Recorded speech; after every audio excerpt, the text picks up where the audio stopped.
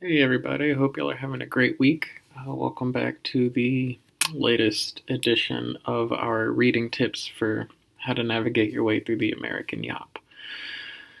I know y'all have 2 chapters this week instead of 1, so you have double the amount to work with in terms of readings. So I'm going to kind of give y'all some tips on how to stay focused, how to summarize a little bit, how to find like the main points in a work, and just kind of overall tips on how to organize your notes. So, like, first and foremost, consistency is key with this kind of thing. The more you read, the more your brain is going to adjust to learning what to look for, what stuff seems important, and things like that. So, just, it's like going to the gym. It's a muscle. The more you work it out, the more effective it's going to be. So my first thing is, I told y'all last week about the 50-10 trick. It's a way to kind of break up your time. 50 minutes of intense reading with really good note taking. You're questioning everything you're reading throughout, things like that, and then a 10-minute break. And it doesn't have to be 50-10, whatever you're comfortable with, whatever is most effective for you. But definitely break up your time. Chunk it up. Because if you try to read all of this in one shot, that is a ton of information. And you'll definitely get overloaded, because any normal human would. And there's just no way to effectively note take all of this in one go without stopping. So definitely chunk your time. Make sure the place you're at is conducive to effective learning too. A lot of people like a little bit of background noise, maybe a coffee shop, or if you need complete silence like me, maybe a library. Do not choose your bed. It sounds like a good idea. It sounds like you'll be able to do productive work there. You will not. Trust me. Never choose your bed. And so, yeah, like I said, you want to chunk your time. You also want to chunk your reading. A lot of this stuff, just like reading the entire thing in one go is not a good idea. Some of these sections are pretty long, too. And reading those is also maybe not the best idea in one go. As we can see, this section in particular is pretty lengthy. That is just...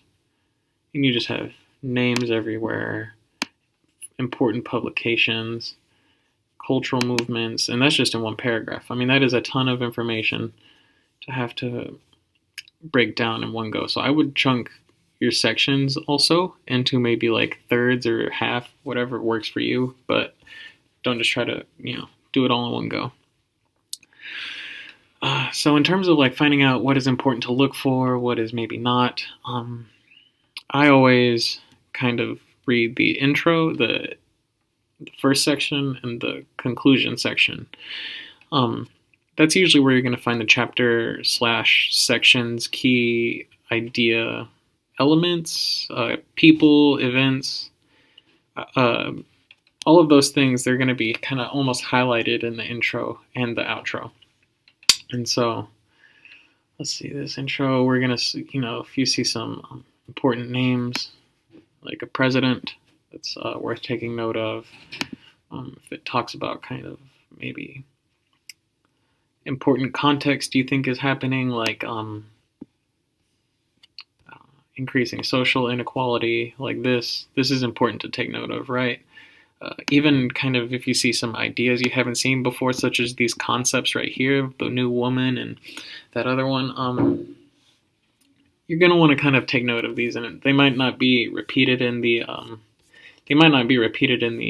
conclusion, these concepts, but as you can see up here, they have their own section, and so definitely noteworthy.